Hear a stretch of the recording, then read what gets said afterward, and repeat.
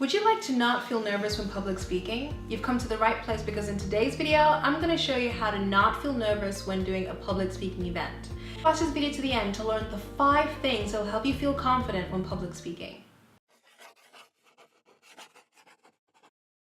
Hi, I'm Jo Randolph and I'm a branding consultant based in London, and I'll help you become an expert and leader in the field you care about most. On this channel, I'll share everything you need to know about how to become a leader doing meaningful work so your career is something you love and supports the life you want. If you want to watch videos like this, come and join me and subscribe. The fact that you're watching this video tells me that you know you need to speak publicly. You know you need to put yourself out there.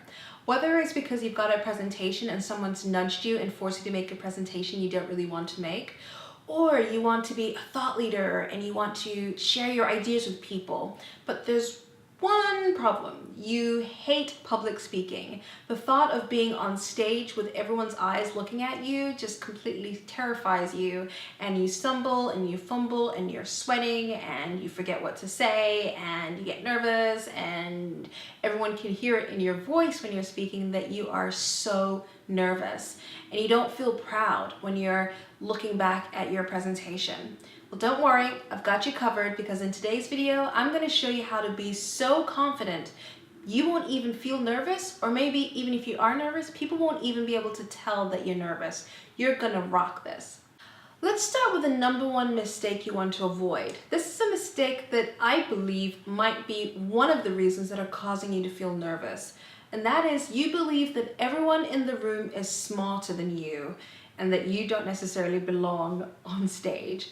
Now, if you believe everyone is smarter than you, it becomes so difficult to be confident when public speaking, because you're thinking, who am I to deliver this talk? Who am I to give this presentation? Who am I to talk around this if everyone else around me probably knows a lot more than me? The challenge is if you think that, then you'll always feel like an imposter. And it's kind of impossible to feel confident when you feel like you don't belong. Instead, what I invite you to see is that if you've been asked to present, it's because you have something to say. You have something to share that other people haven't heard. Now, whether you know it or not, you have a brand.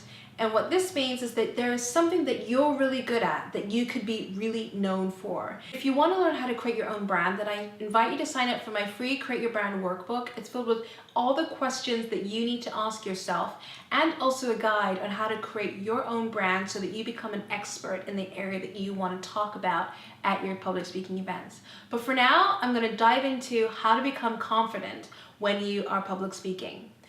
So the question is, how do you do this? How do you walk into the room and smile and dazzle your stuff and everyone is so engaged with what you're saying? Well, I believe there are 5 steps that you need to take, and if you take these 5 steps, you will be good to go. Now, the first step you need to take is, whenever you are given the opportunity to speak, always see it as an opportunity. It is an opportunity for you to connect with people that want to hear what you've learned, that want to hear something that you've experienced. The reality is that there are very few things that are completely new. Most of the time, if you're dealing with experts, experts have learned from another expert, and another expert has maybe learned from the same experts, and basically a lot of people are actually pulling information from the same kind of resources. But the people you're speaking to, they may not have been exposed to those resources. That's what education is. We learn, we grow, and then we share. The easiest way to do this is to always think about yourself as connecting with someone and not having to impress. Because if you think that you have to impress someone, then you can kind of show up as being a know-it-all, or you can show up as being arrogant, when really people just want a connection. And imagine that you're sharing something with your best friend. The second step is that you want to deliver a talk on something that you really know about. By this, I mean you could talk about this all day, every day, and then have confidence that what you know about isn't necessarily what everyone else knows about. Because here's the thing, one thing I always say to my clients is, you don't have to be the best expert in the field that you're talking about. In fact, you simply need to know more about one thing than the majority of people in the room, or the person that you're talking to. So if you're talking an event that's around tech or some industry, and there are beginners, and you are not a beginner, maybe you are intermediate or advanced, then you are totally in a great position to share something that beginners know nothing about. The third step is you want to get clear on the point that you want to make. So what is the message that you want to share? What is the one message that you want to share? Because if you focus on a message, then it tends to be more powerful than trying to share lots of things at the same time. People tend to only remember one thing. I also remember someone telling me that if someone gives them, let's say, a list of 5, people might only remember the top 3 or 4. Or if someone gives them a list of 3 things, people might only remember the first 2.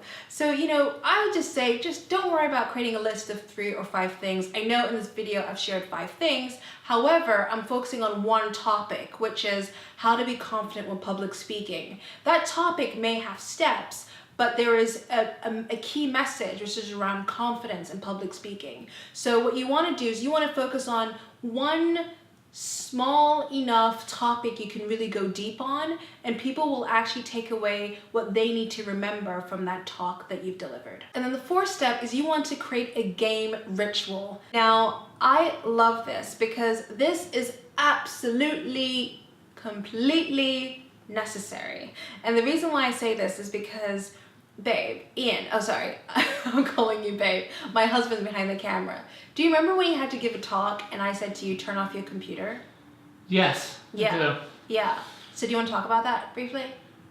You told me that there was nothing more that I could learn that would really make a difference, and the most important thing I could do to prepare for my talk was to just be ready to show up, right. To collect my energies. Right. Because the thing is that Ian, my husband, who does lots of talks, and he's really, really great at it. So what Ian likes to do before a talk is he likes to research, the key people that he knows will be at the event so that he knows who's in the room. And he was going through the list of everyone in the room and going through the LinkedIn profiles, and he was thinking, oh my gosh, these people are so experienced, these people are so good, how am I gonna talk about something that they don't know? And were you feeling nervous? Totally. Yeah. So I was like, look, why are you wasting your time scaring yourself? Because that's all you're doing. You're scaring yourself. Instead, you want to, before you go on a talk, think about it like you're going to go and perform live, or you're going to go and play a game. So I used to play football for Chelsea, and before every single game, I would have a ritual. I'd play a series of songs for I think an hour and a half car journey. So that means every song had to be played in order for an hour and a half. And if it wasn't played in order, then I didn't feel confident. But if it was played in order, then I felt like I was going to be on my A game. I was going to show up. I didn't talk to anyone. I looked very antisocial, but I wasn't antisocial. I was just preparing myself for the moment that I was going to be on that pitch, and I knew that I had to deliver my best game possible. And that's how you want to think about your talks. You want to think about, how can I do something that will help me be on my A game, so that when I'm on stage, I'm fired up, I'm ready to go, I'm focused, and I'm not nervous about who is here or in this room. And then last but not least, you want to dress to be confident and comfortable. Now, I've seen so many people that go on stage and their hair is a mess. Like, they'll just grab their hair, they'll put in a quick bun, or guys that will wear outfits that have like ketchup on their like sweater or something. Their hair is a little bit messy. And when you're dressed scruffy, chances are is that you'll probably feel a little scruffy yourself. Even if you're comfortable and you don't care what other people think, chances are is that when you feel scruffy, you don't necessarily feel your most confident. But if you wear something that makes you feel clean, confident, and makes you feel like you are drawing attention and that people want to talk to you, people want to network with you, if you wear something that makes you feel valuable, then you are much more likely to feel confident when you're actually walking on that stage. But you also want to make sure that you're not dressing in a way that isn't authentic. Because you can always tell the difference between someone who is stylish and looks good and they always look good, and someone who is wearing something that they clearly haven't worn before and they look totally uncomfortable. I remember one guy that used to wear a suit, and he looked terrible in suits because you could tell he hated wearing suits. So obviously wear something that's comfortable for you. Now, I've actually created a free quiz that you can download to figure out which outfit will help you feel most confident and comfortable. Doesn't matter whether you're a guy or a girl, the quiz will actually help you give you the relevant answers according to your gender. Now, if you do all these 5 things, you'll feel so much more confident when you're up on stage, and you'll be able to deliver the best talks that you've ever delivered. So just do those things and you'll be all good. Now, if you want to learn how to become an expert and leader in your field, I invite you to sign up for my free Become an Expert consultation. And now in this session, we'll create a clear vision for your career so you know what kind of expert you want to be and what you really want to do. We'll also identify what might sabotage your success with becoming a thought leader and an expert in your industry. And you'll also leave the session feeling renewed, re-energized, and confident about using your skills and your voice to make the impact that you want to make in the world. So yeah, that's it. Anyways, thank you so much for watching. If you like this video, give it a thumbs up. I'd love to know what you think. What have you found most scary or most challenging about public speaking? Let me know in the comment box below. I respond to all comments. So yeah, thank you so much for watching, and I can't wait to see you again next week. All right, bye.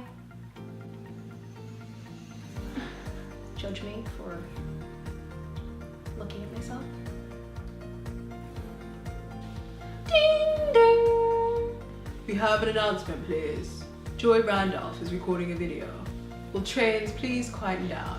Thank you.